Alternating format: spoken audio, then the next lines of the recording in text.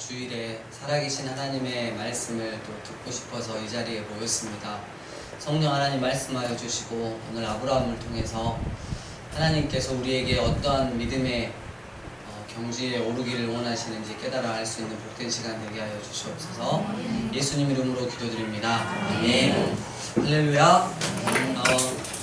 우리가 그 창세기를 시작한 지 한 2주 이제 3주차 되고 있는데요. 며칠 전에 정말 너무 좋은 글을 하나 봤어요. 그 창조 기사에 대해서 많은 그 과학자들이 이렇쿵 저렇쿵 신학자들이 이렇쿵 저렇쿵 했다고 제가 이야기했죠. 네. 근데 더 수준 높은 그 특히 물리학자들, 과학자들이 밝혀냈어요. 하나님은 살아계시고 하나님이 온 세상을 창조하셨고 예수님도 역사적으로 존재하셨다. 이 과학자들은 하나님을 믿는 과학자들이 아니에요. 더 미세하게, 더 자세하게 파고 들어가니까 하나님을 부인할 수 없는 그게 있었어요. 그래서 그런 이야기들이 있는데 제 페이스북에 공유를 시켜놨거든요. 그 기사를. 그래서 페이스북 하시는 분들은 그 기사를 읽어보시면 되겠습니다. 굉장히 어렵습니다. 그래서 하고 한 1분 있다가 바로 닫으실 그런 글들이에요. 근데 꼭 읽어보시면 좋겠고, 그 리차드 도킨스라고 하는 영국의 아주 대표적인 무신론자. 하나님을 왜 믿냐? 집에서 그냥 주부들이 뜨개질을 하는 정도로 그냥 하나님 믿음이 있지 그 이상은 아니다. 이렇게 엄청 하나님 믿는 자들을 굉장히 공격하던 사람인데, 그 사람하고 다른 사람하고 이제 이렇게 이야기를 하다가 결론에 어떤 결론을 이르냐면, 이 리차드 도킨스가 결국은 하나님이 온 세상을 창조하셨다는 것을 인정할 수밖에 없는 그런 과학적인 진실 앞에서 굉장히 나는 껄끄럽다 라고 이야기를 했어요. 그러니까 인정할 수밖에 없는데 자기는 무신론자잖아요. 그렇게까지 하나님께서 이 시대 가운데서는 과학을 통해서 더 하나님, 그리고 인류의 역사가 막 수십억 년이다 수십만 년이다 막 이랬잖아요. 근데 이 과학자들이 뭘 밝히냐면 정확하게 지구의 나이는, 본 우주의 나이는 6,000년 정도 되었다 라는 것을 가르쳤어요. 그렇다면 창세기 1장에 첫째 날, 둘째 날, 셋째 날이 정확하게 24시간 하루가 되는 거예요. 그래서 여러분, 그러니까 과학자들 따라서 말을 이렇게 바꿨다 저렇게 바꿨다 하시는 분들 있잖아요. 이 기사를 보면 또 어떻게 해요? 또 다시 바꿔야 돼요. 그러니까 말씀이 가는 데까지만 하고 나머지는 열어놓는 게 좋은 것 같습니다. 아무튼 하나님은 살아계십니다. 할렐루야. 그 하나님이 온 세상을 창조하셨고 우리를 창조하셨고 또 우리를 선택하셔서 믿음의 훈련을 시키시길 원하십니다. 할렐루야. 네, 오늘 2줄이 엄청 부흥이 된 것 같아요. 오늘 이 분단만 보고 집중적으로 앞에 4명 줄면 알지? 고노아. 우리 고노가 너무 귀한 은혜의 고백을 했잖아요. 자기 잠이 안 올 때 목사님 유튜브로 설교를 들으면 2분 안에 자요. 일어나 보면 설교가 몇 개가 지나간지 몰라요. 저는 조회 건수가 그렇게 올라간지 몰랐어요. 진짜 조회 건수. 건우가 고마워. 잘 때라도 들을 수 있는 걸. 건우이가 또 더 큰 믿음의 고백했잖아요. 자더라도 그 말씀은 나에게 박힌다. 이런 말도 안 되는 그 믿음의 고백을 해가지고 건우가 앞으로 계속 듣고 자가지고 조회 건수 좀 많이 좀 해주세요. 알았지? 건우이가 굉장히 지금 당황스러워하고 있어요. 왜냐면 잠이 오기 때문이죠. 자, 드디어 이제 12장이 됐습니다. 아브라함이 나옵니다. 하나님께서 이제는 한 사람, 한 민족을 통해서 구원의 역사를, 창세 전부터 계획하신 구원의 역사를, 구원자를 통한 구원의 역사를 마련해 가기 시작하는데, 그중 한 사람을 선택합니다. 여호와께서 아브라함에게 이르시되 너는 너의 고향과 친척과 아버지의 집을 떠나 내가 내게 보여줄 땅으로 가라. 내가 너로 큰 민족을 이루고 내게 복을 주어 내 이름을 창대하게 하리니 너는 복이 될지라. 이 복은 십자가 복음입니다. 그 영적인 의미로 보실 수 있어야 돼요.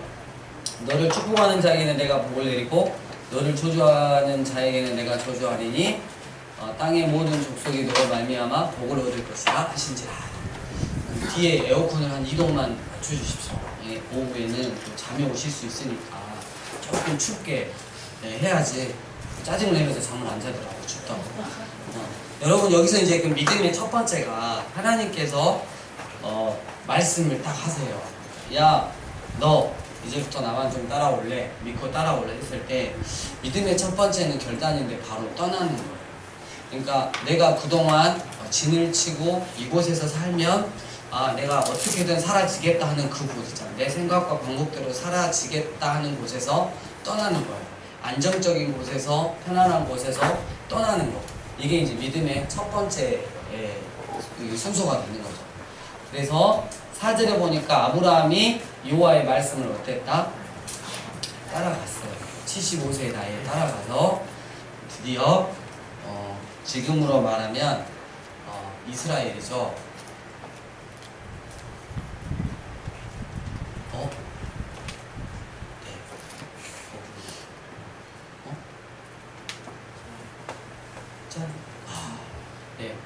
그러니까 그게 있어요.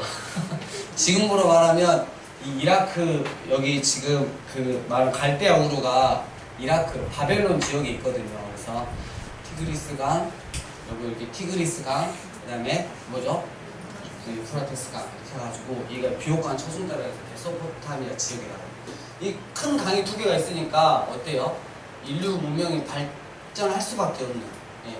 그리고 그 끝자락에 지금으로 말하면 이라크 지역에 이 갈대아 우루라고 하는 지역에서 아브라함을 불러내셨단 말이에요. 그래서 쭉 유프라테스 강을 따라 올라오면 지금으로 말하면 시리아 지역 하란이라는 곳에 아브라함이 제2의 고향이 되죠. 하란이. 그리고 그 하란에서 이제 내려오는 거예요. 바로 밑으로 내려오면 여러분이 알고 있는 이스라엘 땅이 있어요. 쭉 내려오니까 6절에 무슨 땅이요? 예, 거기서 아브라함은 제일 먼저 뭘 했다? 예, 예배를 드렸다. 그리고 더 밑으로 내려와서 어디로 갔다? 예, 베델로 내려갔다. 그게 지금 제가 잘 안 보여서 일단 한번 참고하시면서 보시기 바랍니다. 자, 그리고 베델로 내려와서 거기서도 예배를 드렸어요. 근데 10절에 그 땅에 뭐가 들었다? 예, 이 광야에서 기근이 들었다고 하는 건 거의 이제 이 중요하느냐 이 문제인데 아브라함이 하나님의 지시 없이 더 남쪽으로 내려가면 이 아프리카에 속해 있는 뭐가 있죠? 예, 이집트가 있어요. 이집트가 이 애굽으로 내려갔습니다. 그래가지고 그 아내 사라한테 뭐라 그러죠? 예, 누이라고 이렇게 해가지고 속였죠. 예. 그리고 14절 그 당시에 이제 족장 시대니까 애굽 사람들이 그 사라의 아름다움을 보고 그리고 15절 바로의 고관들도 그를 보고 바로 앞에서 칭찬했어요. 아브라함이라고 하는 그 사람의 누이가 있는데 엄청 이쁘더라고요. 정말 너무너무 아름답던데 막 이렇게 칭찬을 하니까 바로가 바로 궁으로 이끌어 드렸습니다. 예, 이제 이끌어 드려가지고 이제 아직 그렇게 하려고 할 때 이 일로 말미암아 하나님께서 큰 재앙을 이렇게 내리시죠. 자, 여기서 이제 아브라함의 첫 번째 실패가 나와요. 여러분 잘 기억하셔야 되는 게 뭐냐면 믿음은 딱 결단하고 이렇게 떠났어요. 하나님 앞에 결단하고 이렇게 쭉 떠나서 이렇게 가면 항상 내가 성공할 것 같은데 어때요? 나의 연약함 때문에 넘어질 때가 반드시 있다는 거죠. 실패할 때가 있는데 여러분 우리가 명심해야 되는 게 뭐냐면 과정 중에 실패는 더 좋은 성공을 위한 재료가 될 수 있다는 거예요. 네, 잘 기억하시기 바랍니다. 그렇다고 의도적으로 계속 실패하는 게 아니고 내가 믿음을 쓰다가 안 돼서 연약해서 넘어질 수 있다는 근데 거기가 끝이 아니라는 거예요. 하나님께 선택받은 자는 어떻게 되냐면 이 일로 말미암아 하나님께서 직접 개입하셔가지고 바로 왕을 이렇게 치시려고 그러니까 깜짝 놀랐죠. 그러면서 아브라함한테 너 왜 거짓말했냐? 그러면서 그냥 보내는 게 아니라 이때 16절 봐보세요. 그 아브라함한테 양과 소와 노비와 암수, 나귀와 낙타를 얻었고 또 걸려가지고 나갈 때도 어떻게 해요? 20절 보니까 바로가 사람들에게 그의 일을 명하매 그들이 그와 함께 그의 아내와 그의 모든 소유를 어떻게 해요? 뺏은 게 아니고 보낸 거예요. 하나님께 은혜 입은 사람은 이렇게 하나님께서 실수를 해도 실패를 해도 하나님께서 다시 일으켜 세워주시고 또한 어떻게 해요? 뭘 더 붙여주세요. 참 희한하시죠. 그리고 이제 13장으로 갑니다. 13장은 누가 나오죠? 네. 예, 롯이 나오죠. 롯은 아브라함하고 형제인 하란의 동생이죠. 예, 그죠? 하란의 예, 아들이죠, 아들. 그래가지고 그 조카 롯을 데리고 갔는데 이제 아브라함의 목자들과 조카 롯의 목자들하고 어떻게 해요? 땅이 좁으니까 싸운 거야. 그래가지고 아브라함이 롯을 불러가서 야 자꾸 우리가 이러면 안 되겠다. 네가 먼저 보기에 좋은 땅을 선택해서 가라. 이렇게 했을 때 롯이 아닙니다. 삼촌이 저를 어떻게 길러주셨는데요. 삼촌이 먼저 하십시오. 이래야 되는데 롯이 쫙 먼저 봤죠. 쫙 보니까 저쪽 염해 쪽에 있는 예, 소돔 고모라 쪽이 너무 에덴 동산 같은 예, 그래서 너무 좋을 것 같은 느낌에 자기가 거기를 선택하고 가죠. 예. 선택하고 갔고 그 다음에 아브라함은 그러면 네가 자하면 나는 우하겠고 이렇게 말을 했기 때문에 아브라함은 여러분 여기서 이제 상황을 보세요. 같이 이렇게 믿음을 이렇게 챙겨가지고 가는 이 조카에게 양보를 이렇게 멋있게 했단 말이에요. 근데 정말 에덴 동산과 같은 쪽으로 조카로서는 다 갔어요. 재물을 끌고. 근데 자신은 아직 어디에 남아있어요? 광야에 남아있는 거야. 여러분 이때 기분이 어땠을까요? 나 너무 행복하다. 조카한테 좋은 땅 다 주고 난 광야에서 진짜 풀한 폭이 없는 광야에서 사니까 너무 좋다. 물은 언제 나올지도 모르고 정말 너무 행복하다. 뭐 이렇게 했을 것 같아요.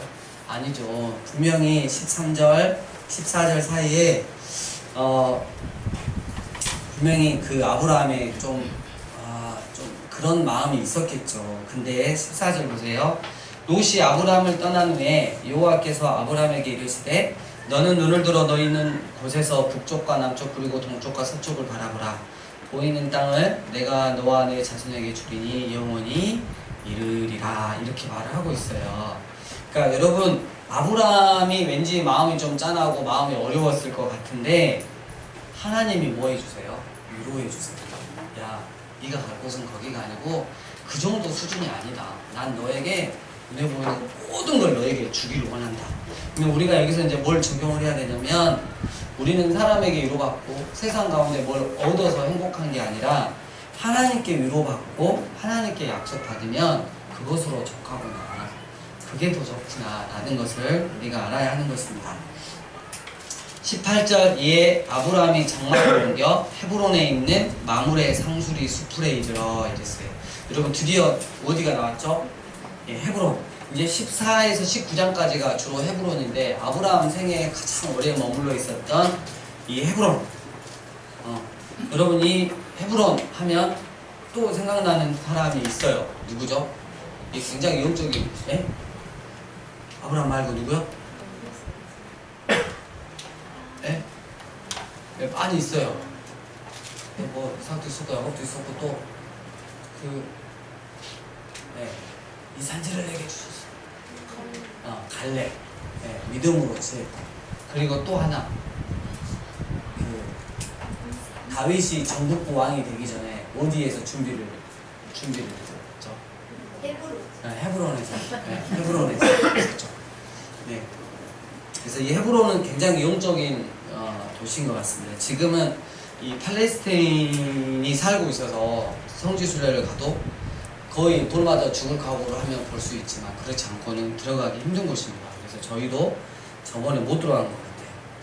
자, 14장에 이제 무슨 일이 있었냐면 북쪽 그 왕들이 있어요. 북쪽에 이스라엘 북쪽에 사는 왕들이 이 남쪽에 사는 이 소돔과 고모라를 포함한 이 왕들 서로 있었는데 이 남쪽이 힘이 약하니까 조공을 바친 거야. 근데 조공을 바치다가 에이씨 왜 바치지? 하면서 이제 안 바친 거죠. 그래서 북쪽 왕 연합군들이 내려와가지고 남쪽을 치고 가면서 누구를 데려가 버리죠? 조카 롯을 데리고 가버리죠. 이 소식을 들은 아브라함이 잘 되었다. 가 아니고 어떻게 해요? 집에서 기른 훈련된 자 14절 318명을 데리고 어떻게 해요? 단까지 쫓아갔다. 이 말은 뭐냐면 저기 밑에 그 해남에서 어디까지 가냐면 저 그 북한 저 끝에 백두산 그쪽까지 그 정도까지 가가지고 잡아온 거죠. 다시 데려온 거죠. 그래서 그들을 다 쳐부수고 이건 하나님 은혜로 쳐부순 거죠. 쳐부수고 다 재물들을 이렇게 가지고 왔죠. 그때 내려올 때 18절 살레망 멜기세덱이 떡과 포도주를 가지고 나왔으니 그는 지극히 높으신 하나님의 뭐다? 예, 하나님의 제사장이면서 어떻게 해요? 예, 왕이었던. 그래서 이 신약으로 오면 사도 바울이 이거 누구를 상징한다? 히브리서를 보면 또 예, 예수 그리스도를 상징하는 왕이고 제사장이, 그리고 족보가 없고 신비스럽게 출현해서 갑자기 영혼이 사라지는 이런 이 사람이 19절 그가 아브라함에게 축복하 이르되 천지의 주되시오 지극히 높으신 하나님이여 아브라함에게 복을 주옵소서. 너희 대적을 내 손에 붙이신 지극히 높으신 하나님을 찬송할지로다. 네 아브라함이 그 얻은 것에서 10분의 1을 멜기세덱에게 주었더라 이랬어요. 여러분 여기서 이제 그 하나님의 그 제사장을 통해서 축복을 받은 아브라함이 지금 처음으로 열의 하나 개념이 나왔어요. 그러니까 여러분 이 11조라고 하면 이 조자가 세금 조자인 거 길 거예요. 제가 알기로는 그래요. 뜻이 그러니까 세금을 내듯이 하나님한테 드리는 게 11조가 아니라 어떻게 해요? 이거는 은혜를 입은 자가 하나님께 감사해서 이제 드리는 게 11조다 라고 생각을 하시면 되겠습니다. 항상 물질에 있어서는 제가 저번에 그 말씀드렸잖아요. AW 토저 이 선생님께서 하신 말씀, 하나님께서는 하나님께 드린 액수가 얼마나를 보시는 게 아니고 너한테 남아있는 돈이 얼마나를 보시는 거예요. 하나님이시라고.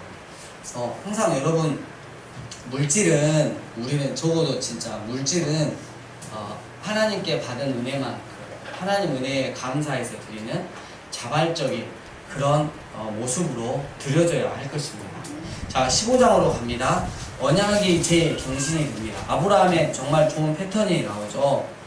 15절에 아브라함아 두려워하지 말라 나는 네 방패고 지극히 큰 상급이다 이러니까 아브라함이 대답합니다. 전 자식도 없는데요.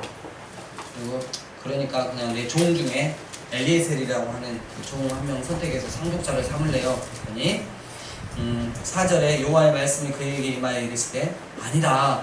그 사람이 네 상속자가 아니라 네 몸에서 진짜 날짜가 있다니까. 그가 상속자가 될 것이야 하면서 이끌고 밖으로 나가서 하늘을 우러러 무뼈를 셀 수 있나 보라. 또 그에게 이르시되 내 자손이 이와 같으리라. 그랬더니 아브라함이 어떻게 했어요? 여호와를 믿으니 여호와께서 이를 그의 뭘로 여기셨다? 네. 여러분 이것이 이제 6절의 결론이 돼야 되는 거예요. 여러분 우리가 믿음의 생활을 할 때 자꾸 안 되는 부분이 있어요. 이렇게 하면 하나님이 해주실 것 같은데 아직 안 해주시는 게 있어요. 그랬을 때 낙담하고 하나님 저 그냥 포기하랍니다. 저도 이제 그런 적이 많았으니까 하나님 저 여기까지만 하랍니다. 그랬을 때 여러분 그렇게 하고 말씀도 안 보고 기도도 안 하면 진짜 거기가 끝이에요. 근데 아픈 마음이지만 또 말씀을 보면서 말씀을 들으면서 기도하다가 보면 하나님이 야 사랑은 누구야? 또 거기가 끝이 아니다. 난 널 통해서 할 일이 있다. 그렇게 하나님께서 말씀해 주세요. 그럼 제가 하나님 신뢰할게요. 하나님 믿을게요. 이것을 하나님이 어떻게 해요? 의로 받으셨다. 기쁨으로 받으셨다는 거예요. 아브라함은 믿음의 과정 중에 계속해서 이런 일들이 일어나요. 여러분 이런 일들이 계속 일어나면 결국은 어떻게 하나님을 신뢰하는 것에 어떻게 해요? 연단이 생겨가지고 마지막에는 그 어떤 것이 흔들어도 안 넘어가는 거죠. 이런 일이 있었고요. 그 다음에 16절에 이렇게까지 이제 결론을 내고 막 하는데 아내 이제 사례가 어쩌죠? 얘기가 없으니까 말하죠.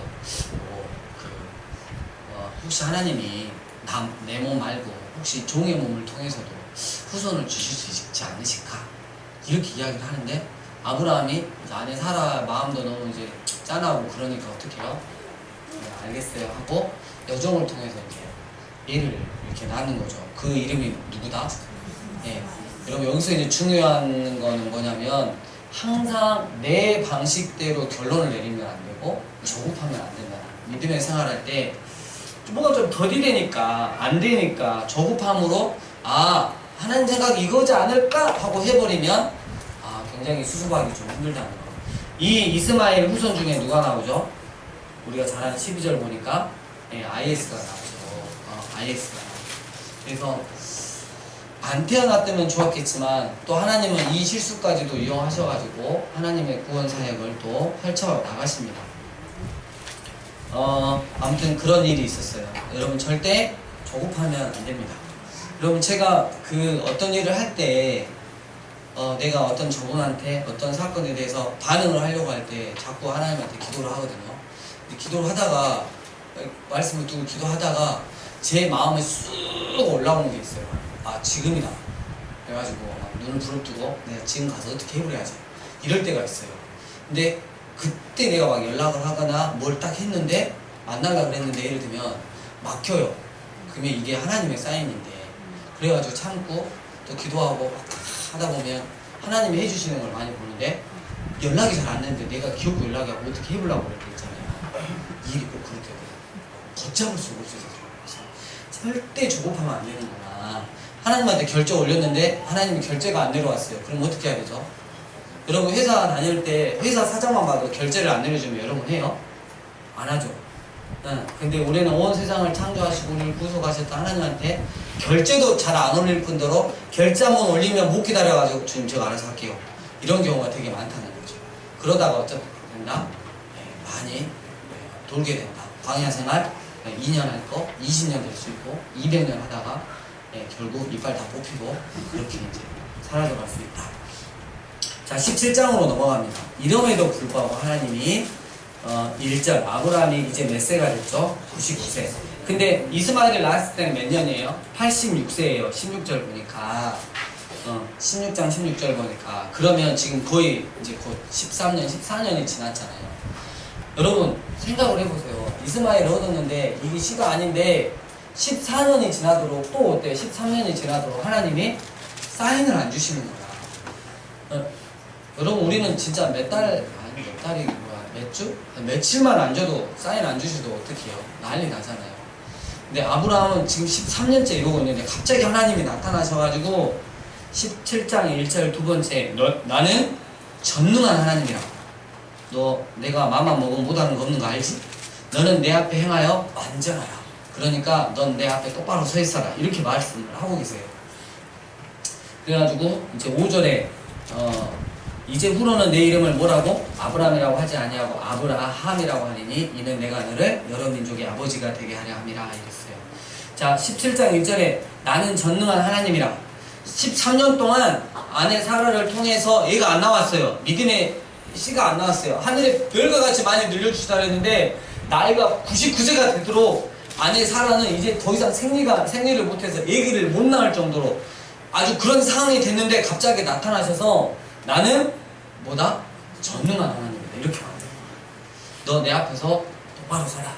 이게 지금 이야기하고 있는 거예요. 그러니까 이걸 우리식으로 이렇게 이야기를 하면 야 세종아, 너 그럼에도 불구하고 날 신뢰하냐?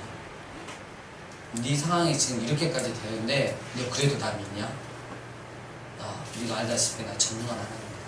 이렇게 말씀하고 계시네요. 네, 그러면 또 기분 나쁜 그 성도들은 어째? 네네, 당신은 전능하세요. 네, 전능 마음대로 하시고요. 저는 뭐 알아서 하랍니다. 이렇게 가면 안 되죠. 네.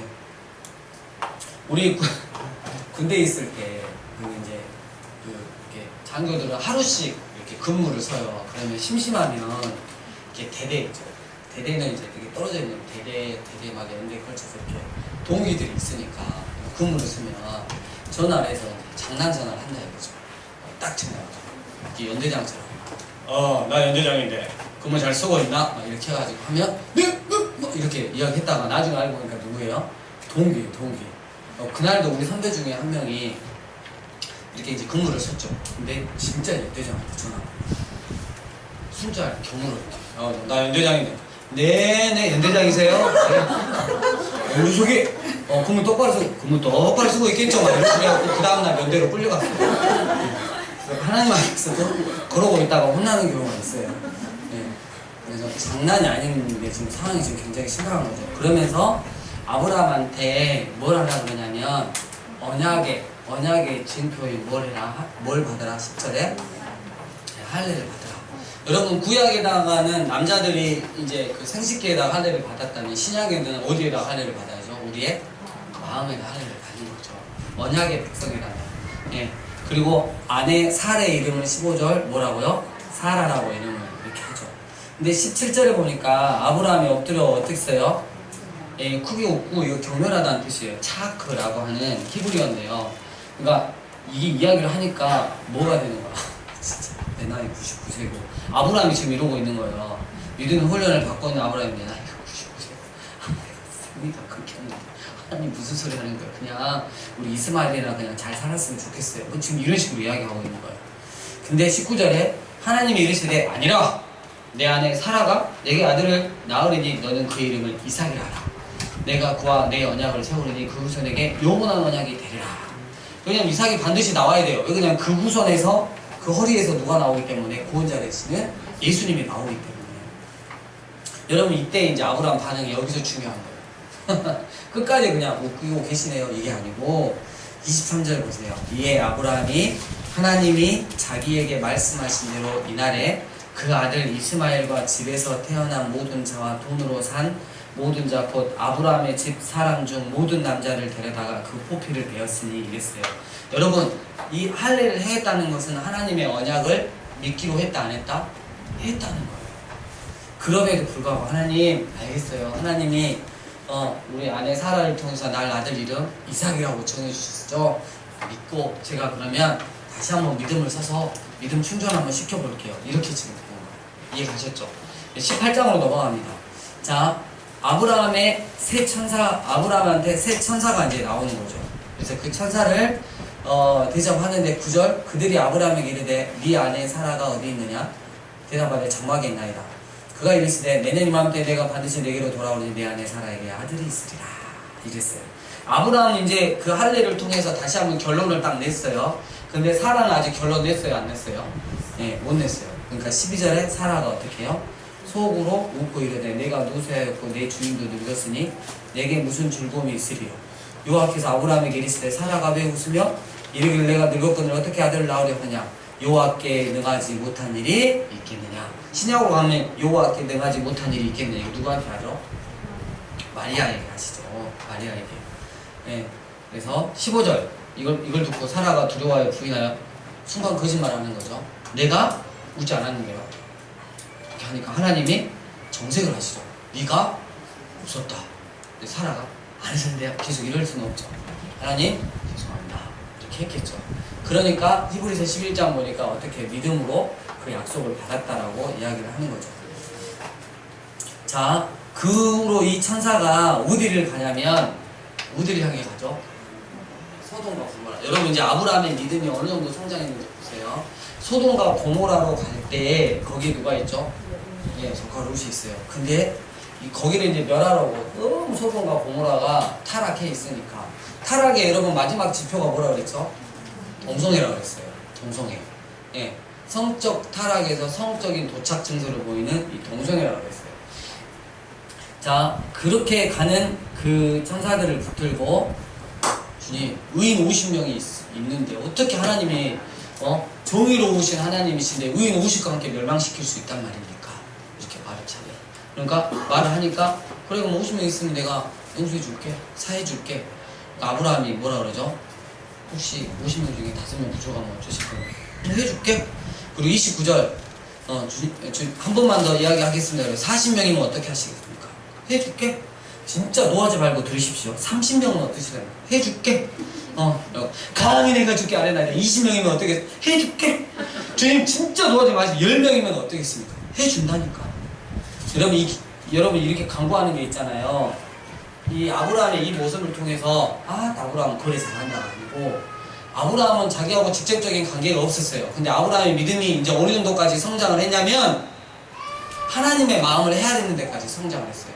그 전에는 자기 그냥 사는 거, 그냥 하나님이 약속 주신 거 그냥 따라갔다면 이제는 성경에서 처음으로 나온 인물, 하나님께 중재기도하는 사람이에요.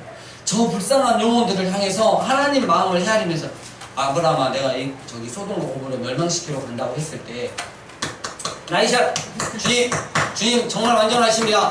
그 조카 롯이 얼마 전에 싸가지 없이 그 좋은 땅으로 가더니 잘 됐습니다. 주님 정말 주님 모르시입니다.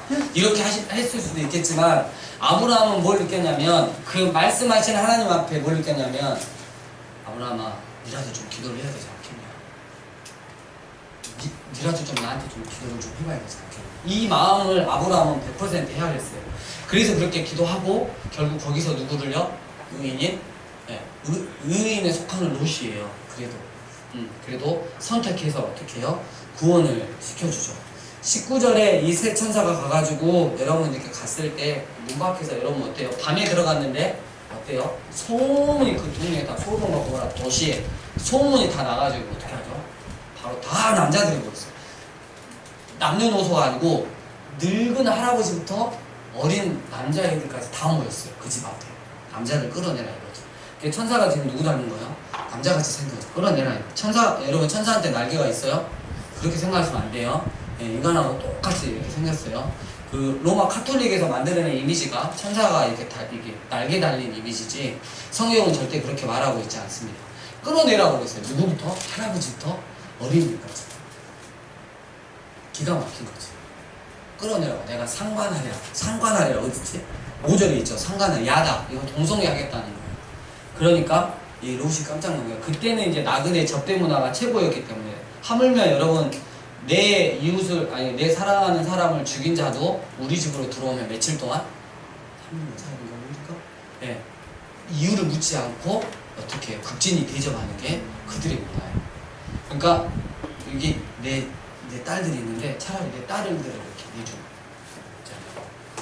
접대 문화에서 그렇게 확인할 수 있을 거고. 근데 그래도 필요 없다 이런 식으로 하니까 하나님이 그들의 눈을 어지럽게 해가지고 예, 그 상황을 이제 피하게 하시죠. 그리고 동틀 때 15절 여기 있다. 14절 롯이 나가서 그 딸들과 결혼할 사이들에게 말하여 이르기를 여호와께 이 성을 멸하실 터이니 너희는 일어나 이곳에서 떠나라 하되 그 사이들은 농담으로 여겼더라 이랬어요. 여러분 복음을 전하는데 누군가가 있잖아요. 하나님의 살아계심, 하나님의 구원하심, 또 하나님의 심판하심 딱 전하는데 느낌이 어때요? 웃기시고 자빠지셨어요. 이렇게 반응한 사람들은 에스겔서 말씀처럼 어떻게 해요? 그 피를 그대로 그 사람한테 돌리겠다고 했어요. 근데 여러분 우리가 정말 진지하게 그 사람을 사랑하는 마음으로 마지막 때에 대해서 이야기를 해준다면 여러분 진짜 하나님의 사람들은 돌이키기 시작하더라고요. 예, 여러분 농담으로 여기는 하나님의 말씀을 결코 농담으로 여기시면 절대 안 됩니다. 아시겠죠? 예. 동틀 때 천사가 롯을 재촉하 이르되 일어나 여기 있는 내 아내와 두 딸을 이끌어내라. 이성의 죄악 중에 함께 멸망할까 하노라. 그러나 롯이 뭐 했어요? 예, 뭐 때문에? 그동안 이뤄놓은 재물 때문에. 하나님을 따르는데 그러니까 우리가 그 부자 청년 보면 알겠지만 제일 힘든 게 뭐예요? 저는 지위도 있고 어떤 명예도 있고 뭐 이렇게 세상 즐기는 것도 이렇게 다 있지만 하나로 딱 결론을 내렸어요. 성적인 것도 있고 다 있지만 딱 하나의 재물이에요. 재물. 돈이에요. 돈. 롯이 지체했어요. 근데 진짜 하나님의 은혜로 아브라함의 기도로 말미암아 어떻게 해요? 예, 천사가 이끌어내서 보존했죠. 그 가는 도중에 뒤를 보지 말라 그랬는데 누가 뒤를 봐요? 예, 그 아내가 롯의 아내가 보고 뭐요? 소금 기둥이 됐죠. 예, 지금 이스라엘 가면 이게 그 소금산이 있어요. 소금산 거기에 바로 이렇게 생긴 상이 바로 이 롯의 아내다 이렇게 설명을 하고 있는데 진짜인지 거짓말은 모르죠. 예, 그리고 결국 소돔과 고모라는 뭘로 멸망당했다? 불로. 예, 하늘에서부터 불이 내려와서 요한과 불을 소돔과 고모라에 들여서 결국은 마지막 때 우리가 어떻게 멸하게 될 건지 심판받게 될 건지를 보여주는 맛배기가 되었습니다. 넘어가겠습니다. 이렇게 해가지고 롯과 롯의 딸들 사이에 얼레리 꼴레리 갖고 난 게 모압과 암몬 조상입니다. 한번 읽어보시고 20장. 여러분 이제 아브라함이 지금 어디까지 갔어요? 믿음에 막 떠나가지고 막 믿음에 막 실패도 하고 어쩌고 저쩌고 해가지고 하나님의 마음을 헤아리는 기도까지 할 수 있는 아브라함이었어요. 사단이가 20장에 그래? 네가 중재 기도까지 했어? 그럼 한번 해봐 하고 아브라함의 제일 약한 부분을 건드렸어요. 예, 또 어떻게 해요? 예, 그 땅이 가뭄이 들어가지고 이번에는 저쪽 블레셋 쪽 지중해 쪽으로 있는 그랄 20장에 있죠. 그랄에 그러겠어요. 예, 그랄로 내려갔는데 거기서도 아내를 뭐라고요? 예, 누이라고 이렇게 했죠. 그러면서 아브라함이 또 실패하는 장면, 믿음의 여정에서 실패하는 장면이 나와요. 여러분 여기서 중요한 게 있어요. 믿음은 정말 단번에 이루어지는 게 아니에요. 그리고 약한 부분은 있잖아요. 우리가 집중해서 훈련을 받는다는 사실. 근데 우리가 사단도 알아요. 사단도 알아요. 우리의 이 약한 부분이 뭔지를 아니까 계속 그 부분을 건드려. 그 부분을. 다른 부분을 안 건드리니까. 건드려가지고 될 때까지 하는 거예요. 근데 그 부분에서 딱 결론을 내잖아요. 그 다음부터 사단은 절대 안 돼요. 저 자식 해도 안 되니까. 근데 안 되는 부분이 있으면 끝까지 사단도 알아요. 왜냐면 내 자식인데 하나님 자식으로 뺏기기 싫거든. 같이 지옥 가야 되는데 한 명이라도 뺏기기 싫거든. 할 수만 있다면. 여러분, 사단이 하나님 앞에 개겨가지고 어떻게 됐어요? 내가 하나님같이 비길이라 해갖고 하늘에서 어때요? 쫓겨났잖아요. 다 알고 있어요. 근데 인간한테 뭐라 그래요? 네가 선악과를 먹느냐 아니면 뭐요? 하나님과 같이 되려. 지도 실패했는데 꼬시고 있는 거예요. 마찬가지예요. 야, 어차피 나 지옥 갈 거 너 같이 가자. 계속 꼬시는 거예요. 여러분, 그러니까 믿음의 여정에서 나의 약한 부분이 있는데 이게 어떻게 하고 한번 넘어갔다가 휴고하고 있으면 안 돼요. 결국 하나님이 쓰시려면 이 부분을 반드시 어떻게 다듬으신다는 거예요. 그래서 아브라함은 이때도 하나님 은혜로 다시 올라오게 됩니다. 그리고 21장 사라가 뭘 낳죠? 예, 이삭을 낳죠. 자, 여기서 좀 재밌는 게 있어요. 뭐야? 이삭을 낳아? 그러면 사라가 아브라함 자식 아니고 혹시 그 아래 있는 그 아비멜렉 그 왕 아들 아니야? 막 이렇게 할 수 있을 것 같아서 17절에 보고서를 딱 박았어요. 아브라함이 하나님께 기도하며 하나님의 아비멜렉과 그의 아내와 여종을 치료하사 출산하게 하셨으니 이랬어요. 그러니까 이미 이 아비멜렉은 그 전에 이제 좀 자세히 읽어보면 심중이 이제 정확하게 가는 게 뭐냐면 성병에 걸려가지고 어떻게 해요? 네, 얘를 가질 수 없는 상황이었단 말이에요. 그렇게 만들어 행여나 자유주의 신학자나 이상한 사람들이 꼬투리 잡을까봐 하나님이 정확하게 딱 막아놓으신 거예요. 자, 21장 여호와께서 말씀하신 대로 사라를 돌보셨으므로 여호와께서 말씀하신 대로 사라에게 행하셨으므로 드디어 뭐요? 예, 임신을 하게 되고 아들을 낳게 됐어요. 그리고 난지 8일 만에 하나님의 언약식인 할례를 했어요. 5절 아브라함의 그의 아들 이삭이 그에게 태어날 때 벳세라 백세라 이래가지고 드디어 여러분 아브라함이 진짜 어때요? 아브라함 얼마나 좋았겠어요. 그 아들 키우면서. 12절 하나님이 아브라함에게 이르시되 내 아이나 내 여종으로 말미암아 근심하지 말고 사라가 내게 이른 말을 다 들으라. 이삭에게서 나는 자라야 내 씨라 부를 것이니라. 여러분, 아브라함을 통해서 아브라함이 이삭을 낳고 이삭이 누구죠? 야곱을 낳죠. 야곱은 12아들을 낳아요. 야곱의 새로운 이름은 뭐죠? 이스라엘이에요. 그러니까 야곱의 아들들 12지파를 통해서 생겨난 게 뭐예요? 이스라엘이에요. 그럼 지금으로 말하면 이스라엘은 어디냐? 하나님을 예수 그리스도를 어떻게 해요? 구세주와 나의 삶의 주인으로 모시는 자가 참 이스라엘이다. 우리가 그렇게 해석해야 되는 거예요. 자꾸 유대이즘으로 돌아가면 안 돼요. 자, 22절 아브라함에게 하나 배울 게 있어요. 또 그때 아비멜렉과 그 군대 장관 비볼이 아브라함에게 말하여 이르되 네가 무슨 일을 하든지 하나님이 너와 함께 계시도다 이랬어요. 그러니까 이 아브라함을 옆에서 있잖아요. 아비멜렉과 이렇게 사람들이 보니까 자꾸 아브라함이 그 은사 중에 하나가 그 광야에서 뭘 잘 봤죠? 네, 여기 하나님 거쳐서 딱 파면 뭐가 나와요? 물이 나왔어요. 그걸 누가 또 전수받았죠? 이삭이 전수받았잖아요. 네, 근데 자꾸 시비를 걸고 이렇게 했는데 아브라함이 어떻게 해요? 일일이 대응하지 않았어요. 내가 너무 불편해. 저걸 어떻게 해버려. 예전에 여러분 318명 데려가서 끝장냈잖아요. 힘도 있는데 참는 거야. 세상적인 방법을 하지 않고 참고 버티고 하나님 안에서 믿음의 훈련을 받다 보니까 이 세상 사람들이 와서 뭐라 그래요?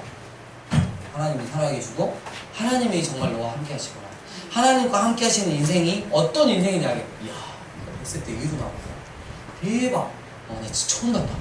이러면서 어떻게 해요? 하나님을 찬양하고 아브라함을 어떻게 해요? 다시 보고. 그럼 우리가 믿음의 여정쯤에 거의 끝자락에 올라가면 내가 가만히 있어도 세상 사람들이 날 향해서 뭐라 그래요? 야, 너 하나님이 함께 계시는구나. 진짜 너 다르다, 야. 이런 말을 들을 수밖에 없다는 거죠. 여러분, 그런 말을 들을 때쯤이면 어떻게 믿음의 거의 끝자락에 왔다 이렇게 생각하시면 돼요. 끝자락에 왔는데 끝이다 아니다? 끝은 아니다. 왜 그냥 더 큰 게 있으니까. 31절에 부엘세바 저 밑에 남쪽에 있어요. 이르렀는데 그때 22장 드디어 하나님이 아브라함의 믿음의 완성을 시키기 위해서 이제 하나님이 엄청난 구원의 모형을 제시하기 위해서 야 너 부엘세바에 있는데 모리아 한 80km 떨어졌는데 모리아 땅으로 가서 내가 그 지시한 그 산에 가서 네 아들 독자를 번제로 드리라 이렇게 말을 해요. 여러분 이 모리아 산은 어디냐면 성전이 솔로몬 성전이 세워진 거 그리고 예수님께서 십자가에 못 박히신 거 이렇게 지금 연결을 시켜 놓았어요. 여러분 이때 아브라함의 반응이 중요합니다. 그동안의 믿음 훈련이 없었다면 여러분 하나님 지금 무슨 말씀 하시는 거예요? 하나님이 이거 언약이시 주가지고 하늘의 별처럼 바다의 모래알처럼 많게 하신다는데 죽여버리면 어떡해요? 절대 그럴 수 없어요. 하나님이 나한테 그러실 수는 없어요. 내가 그동안 어떻게 살았는데 이렇게 할 수 있었겠지만 아브라함은 그것도 하나님의 언약이고 하늘의 별과 같이 또 하나님의 언약이고 지금 시키는 것도 하나님이시고 그렇다면 묵상을 한 거죠. 내가 하나님께 이 아들 바쳐도 하나님이 다시 살리시겠구나. 결론을 딱 낸 거죠. 그게 이제 히브리서 11장에 나와 있는 거죠. 그래서 여러분 아내 몰래 아침 일찍 일어나서 장작을 들고 야 이사가 나와 하고 도망갔을까요? 아니죠. 여러분 사라도 똑같은 믿음의 사라예요. 여러분 이 사라가 아브라함을 마치 누구처럼 모셨다고 그랬어요? 베드로서 보니까 주님처럼 여기 아내들 계시는데 남편을 뭐처럼? 네. 남편이 남편 같아 그런 소리 하지 마세요. 아내가 아내 같아야지 뭐 이런 식으로 하면 또 싸움 나잖아요. 네. 여러분 뭐처럼요? 이런 이야기만 하면 여전도가 얼굴이 막 진짜 이런 표정을 짓고 있는데 여러분 때가 되면 하나님께서 만지시면 어떻게 해요? 정말 주님 닮아져 있는 남편을 보실 수 있을 것입니다. 한 대도 말고 이제 천국 가서 보면 되니까 꼭 이 땅에서 모든 걸 누리려고 그러지 말고 우리 백영훈 집사님 남편을 뭐처럼? 네? 남편을 주님처럼 결국 아브라함은 이삭을 데리고 이 정도면 소년이에요. 10대 중반 정도 소년인 이삭을 데리고 모리아 산으로 갑니다. 종을 밑에다 내려놓고 아들에게 짐을 장작을 찌게 하고 자신은 횃불을 들고 칼을 들고 이렇게 올라가는데요. 이삭이 묻죠. 아빠 왜 장작은 있는데 재물이 없어요? 하나님께 예배 드리는데 번제 드린다는데 물어봤죠. 그때 하나님께서 준비시켜 놓으실 거야.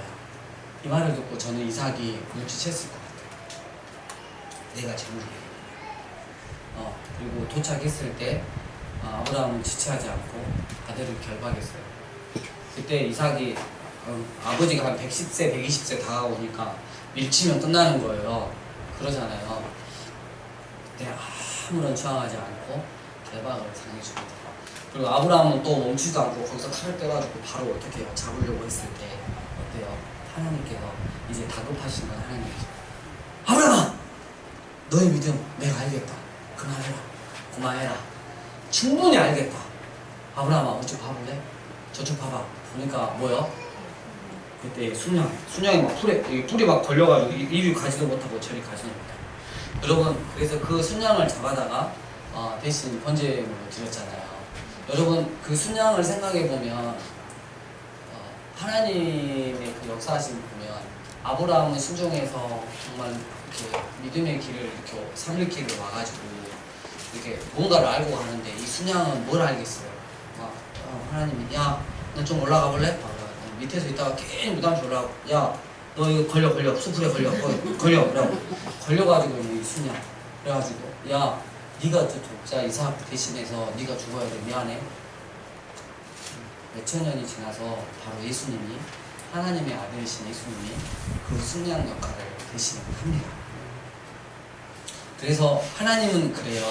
믿음의 산을 오르는 이 믿음의 사람들에게 가장 그 사람이 아끼는 가장 소중한 것이라도 하나님이 원하시면 드릴 수 있다라고 고백할 때 하나님은 그 자들을 위해서 오고 오는 모든 자들 그 믿음의 사람을 위해서 당신의 독자 아들 예수 그리스도를 주시겠다는 그런 모형적인 걸 나타내는 게 바로 22장입니다. 아브라함과 하나님은 이제 여러분 서로의 독자를 내어줄 수 있는 관계가 되었어요. 그렇다면 우리의 믿음도 어디까지 가야 된다? 여기까지 가야 된다. 나의 소중한 거 주님이 원하실 때 주님께 딱 드렸는데 주님은 있잖아요. 그걸 받으시는 게 아니에요. 나의 가장 소중한 걸 드렸는데 나는 너의 마음이면 됐다. 그걸 냅둬라. 근데 주님은 어때요? 당신의 가장 하나밖에 없는 당신 자신이신 독자 예수님을 우리에게 실제적으로 잡으셔서 죽이셔서 그 피값으로 우리를 구원해 주시는 거예요. 이게 하나님하고 우리하고 다른 거예요. 여러분, 우리의 믿음의 수준이 어디까지 가야 된다? 여기까지 가야 된다. 22장 13절 한 순장이 있어요. 한 순장. 거기다가 별표 쳐놓고 순장을 많이 묵상해 보시길 바랍니다. 괜히 이번 주에 또 막 산에 올라가서 막 풀에 있는 데서 자기 머리 막 섞이고 막 이런 거 하지 마시고, 예, 그래서 여호와께서 미리 준비해 놓으셨다. 이 뜻이 14절 보니까 여호와 뭐다? 이래다. 그래서 23절 사라가 127세를 살았다. 여러분, 사라의 나이가 보통 여자들은 죽으면 죽었다 그러는데 사라의 나이만 어떻게 해요? 네, 나와 있어요. 그래서 우리 동규 목사님이 이렇게 해석을 하더라고요. 숫자에 127세인데 특별히 기록된 이유가 있다. 1은 하나님이라는 걸 뜻합니다. 2는 사람이다. 그리고 7은 완전수다. 그러니까 하나님과 사라 인간 사이에 어떻게 해요? 관계를 완전하게 살다가 죽은 사람이 바로 사라다 라고 이야기를 하더라고요. 그래서 헤브론에 있는 2절, 9절 막벨라 굴을 사가지고, 예, 이렇게 합니다. 그만해야 될 것 같습니다. 이사까지 가요. 다음 시간에는 이사가고 야곱. 저도 말씀을 다시 다 읽으면서 여러분 제 성경책이 지금 거의 이제 난도질 직전이에요.